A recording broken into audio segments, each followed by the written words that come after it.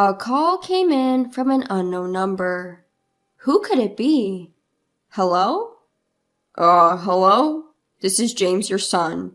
It's fine that you divorced my dad, but it's a problem if you don't fulfill your responsibilities as a mother. I mean, I'm already a high school student. Can't you stop involving me in the mess between you two? What? What are you talking about, and why are you calling me? I was just about to say that when James raised his voice. I'm telling you to pay my child support and tuition fee. The root cause of all this is your infidelity. And now you're trying to take money from my dad? You got some nerve. At his words, I felt anger rising in me and replied to James, Who do you think you're talking to? I have no recollection of having a child. What? Have you gone crazy? Or are you trying to avoid paying by playing dumb? Don't mess with me. James must think I'm messing with him, but I'm surprisingly serious. As I said earlier, James is not my child. About 14 years ago, at that time, I was married to my ex-husband and we were about to reach our 3rd year. Up until then, our relationship as a couple hadn't changed much, and I think we got along fairly well. On our days off, we often went out together. With my ex-husband often being busy with work, he was away on business about half the month. He worked in sales, and I knew he traveled a lot even before we got married, so I didn't feel particularly out of place. But the one thing I felt was unnatural was the issue with children. Before we got married, I had told them that I loved children and I wanted to have one as soon as possible. Of course, we both had our own schedules. Even if I was ready, if he wasn't, it wouldn't work. So I wasn't in a rush and was taking my time. But 3 years into our marriage, he had never once brought up the subject of having children. By the time 3 years had passed, I thought it was strange and brought up the subject. What about having a child? It's been 3 years, and the older we get, the higher the risk of giving birth will be. Yeah, but I'm busy with work right now. When will you not be busy? Huh? You always say that, and it's been dragging on until now. I can't help it if I'm busy with work. If you keep saying that, I'm going to start wondering if it's really about work. What do you mean? I haven't done anything wrong. Huh? There was something odd about this conversation. I didn't suspect him of cheating. I was just trying to convey that if this continued, I would have no choice but to suspect him of infidelity. But for some reason, he seems flustered. He's hiding something. Thinking that, I decided to look into my ex-husband's activities, and I was able to uncover the truth behind his words and actions. His attitude when I confronted him that time, and what he was really doing when he said he was on a business trip. It was too mild to be called an affair. Turns out he was leading a double life. Half the month he spent with me, and half the month with another family. But what shocked me most was that the other woman had a child. That child was James, who had called me earlier. James was 2 years old at the time, still unaware of the world around him. Should I call this a blessing in disguise? Either way, someone will certainly get hurt. So I decided to speak to the other woman in the following days. Perhaps she had heard from my ex-husband. She seemed to recognize me right away. My first impression of her wasn't very pleasant. In a tense atmosphere, I quickly got to the point. I spoke about everything that bothered me, such as whether it was okay for my ex-husband to be leading a double life and who was the child's parent. But the woman began to respond nonchalantly, without changing her complexion or showing any guilt. She firmly stated that she was the mother of James. My ex-husband seemed to be hiding it, but she didn't hesitate to answer, which made me feel a bit overpowered. Finally, I asked her what she planned to do in the future. I won't do anything. I have no intention of quitting my current lifestyle, and I'm fine with it. However, I don't think he intends to have any more children. Why is that? When I reported that I was pregnant with James, he didn't seem very happy. When I asked, he said it was not the right time to have a child. So I think I just happened to get pregnant. Otherwise, I don't think he would have any children. But he told me he loves children. Does this mean he didn't want to have children with you? Then she smiled a little and said, Isn't it strange? Why did I, who didn't want children that much, give birth, while you, who want children, didn't even get pregnant? Can you really say that he loves children? Well, I'm sure when he said he loves children, it wasn't a lie, right? Maybe he thought that if he agreed with you about loving children, it would make him more attractive. Maybe he just used it as an excuse to flirt with you. No way. I really wanted to argue back, but I couldn't. Somehow, I felt like my conviction had been shaken. Besides, it seemed that my ex-husband was actually considering the child situation, which didn't appear to be the case before. Considering all this, I began to think that what the mistress was saying might be true. Seeing the woman's confident expression, I couldn't help but feel miserable. A few days later, I filed a divorce petition to the court and conveyed my intention to demand a division of property. He probably heard about me from the mistress. My husband accepted everything without asking me any questions, including our divorce and my claim. In the end, I wondered why this man had married me. That was the only thing I was curious about till the very end. On the day I packed up and left our home, I asked my ex-husband why he married me. I'm not sure. I don't really understand it myself. Oh, I wonder why we got married. We got married without knowing why. We should have never got married in the first place. You're absolutely right. If that had been the case, you wouldn't have a divorce on your record. But there's no helping it. You chose to marry me because you loved me, didn't you, Susan? So, we just made a wrong choice in life. Let's lead a better life from now on. Thank you for everything. Thank you too. I'll pray not to choose someone like you in the next life. And so we got divorced. I became single, and seeking a fresh start, I changed jobs and moved out of my home state. Engaging with everything with a brand new mindset was, I believe, a particularly good experience for me. Once in a while, I would receive administrative messages from my ex-husband, but we never shared updates about our lives. I suppose we weren't interested. He had his life, and I had my new one beginning. However, after about 10 years of no contact, I received an unexpected call from James. I wondered what it could be about, but never expected him to demand for child support and school fees. James is the child born out of an affair between my ex-husband and another woman. Obviously, I have no obligation to pay. I tried to explain this, but James wouldn't listen at all. Don't you feel ashamed as a mother? If so, you shouldn't have had a kid. Hearing such words repeatedly was irritating. However, if I showed my anger, he would probably refuse to listen to me even more. So I waited for him to calm down a little. After a few minutes, I was finally able to start speaking. Can I say something?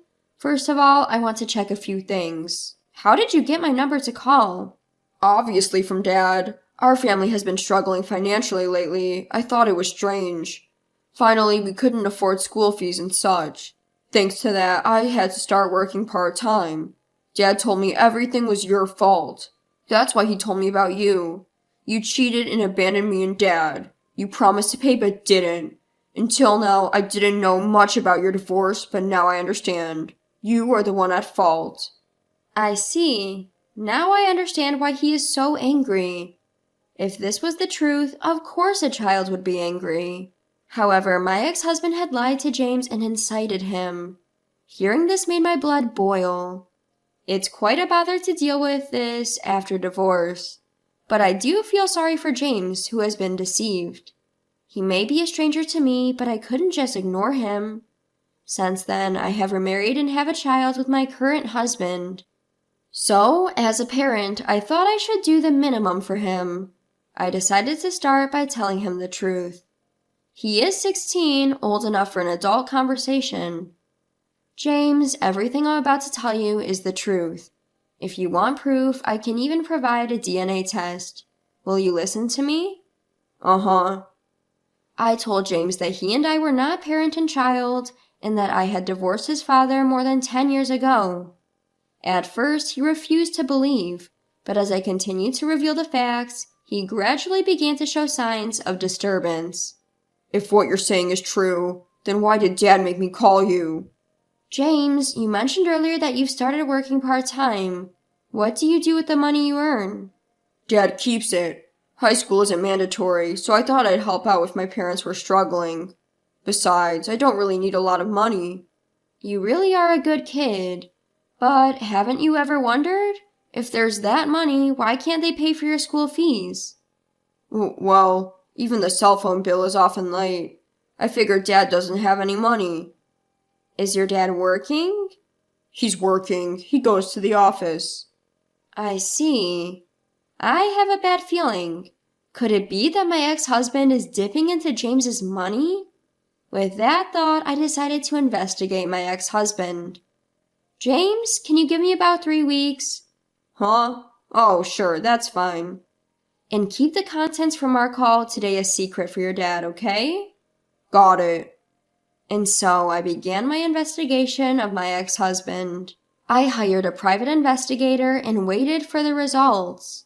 Some might call me generous for going to such lengths, but I'm doing it all for James. I don't mind if people say I'm crazy for caring so much about someone else's affairs. So what? If a child is about to collapse in front of you, would you ignore it? My answer is no. I don't want to be that kind of person. Besides, I hate my ex-husband more than anything for lying to his son. While harboring my anger towards my ex-husband, I waited for 3 weeks for the PI's report. The results came in. The contents left me in shock. At the same time, anger surged within me. Turns out my ex-husband is not a full-time employee, but a temp worker. But it seems he was recently laid off and is now on leave. Apparently, he's been going to the unemployment office but spending most of his days at the casino. James thought his father was working because he always wore a suit, but he was actually job hunting. And there was no sign of him seriously looking for a job. But the worst part about my ex-husband is that he easily begs his son for money, feigning remorse. That's why James, seeing his dad like that, felt sorry and gave him all his part-time earnings. But in reality, that money was just spent on my ex-husband's casino games and leisure. This is absolutely unacceptable. First, I need to sort out James's life. With that thought, I called my ex-husband's mother. It was fortunate that I hadn't deleted her number. Hello? Oh, Susan! What's up? It's been quite a while. I'm sorry for the long silence, mother-in-law. Could we talk for a bit? I explained the current situation to my mother-in-law. Why did I call my mother-in-law? My ex-husband's mother and her sister are his worst enemies. During our marriage, we rarely visited his family because of that. We had no contact at all after the divorce, but my mother-in-law seemed to think that I had some plans and wasn't angry at all about the divorce. I see. I'm sorry. I thought it'd be better to hear it from him, so I didn't tell you, but he was having an affair. What? Hearing this, my mother-in-law's tone of voice dropped. When I told her all the facts, I could hear her anger on the other side of the phone.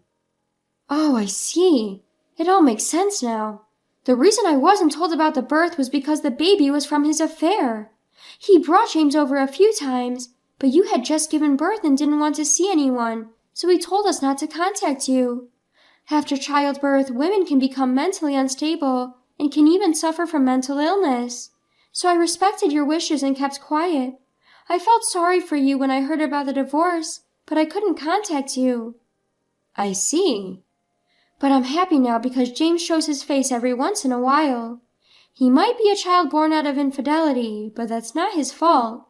So I'm planning to be on his side from here on out. You're such a wonderful grandmother. I feel relieved. Actually, that's why I called. Would you and your husband be able to raise James? Of course. He's been working part-time jobs so diligently, but his father blows all that hard-earned money on slot machines? It looks like I need to give him hell. I'll leave that to you, haha. I just think James is desperately trying to support his father and wasting his future in the process. So I really want him to have a carefree life living with you and your husband. With my mother-in-law determined to raise James, His situation seems resolved. Now it's just about dealing with my ex-husband. I decided to contact him and arrange a meeting for another day. I was still furious about being lied to. When the appointed time came, I met my ex-husband in a coffee shop. His appearance had become ragged compared to before. Didn't expect to hear from you. You've aged, ha ha ha. Anyway, this is about James, right? I'm glad you get it. That'll make things quicker. Why do you have him call me? I've got nothing to lose, haha. I'm seriously broke lately. Got caught doing something shady at my old job and had to quit. James's mom suddenly disappeared, and everything's just been vanishing from my life. But hey, my mom and James still think I'm going to work, haha. It's easy to fool everyone if you just act sorry enough, haha. James is your son, isn't he? Don't you feel anything? He's a good son who gives me money. You won't find a more dutiful son anywhere, haha.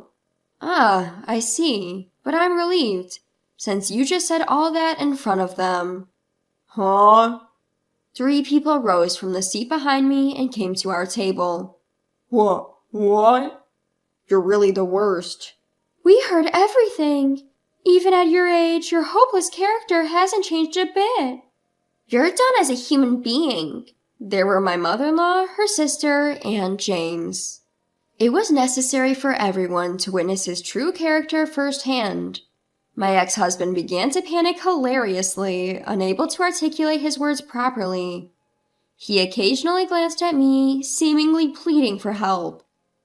Making that face won't get you anywhere. You need to accept everything you've done and really chew on the fact that you're a beast beyond help.